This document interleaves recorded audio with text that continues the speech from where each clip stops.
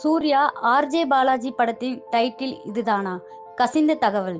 சூர்யாவின் ரெட்ரோ படம் ரிலீஸ் ஆகி 100 கோடிக்கும் மேல் வசூலித்து இருக்கிறது. வந்த லாபத்தில் 10 கோடி ரூபாயை தனது அகரம் அறக்கட்டளைக்கு கொடுத்து விட்டதாக சூர்யா தெரிவித்து இருக்கிறார். அடுத்து சூர்யா ஆர்ஜே பாலாஜி இயக்கத்தில் ஒரு படம் நடித்து வருகிறார். சூர்யா 45 என தற்காலிகமாக இந்த படத்திற்கு டைட்டில் வைக்கப்பட்டு இருக்கிறது. நிஜ டைட்டில் இதுவா? இந்நிலையில் இந்த படத்திற்கு வேட்டை கருப்பு என டைட்டில் வைக்கப்பட இருப்பதாக தகவல் வெளியாகி இருக்கிறது.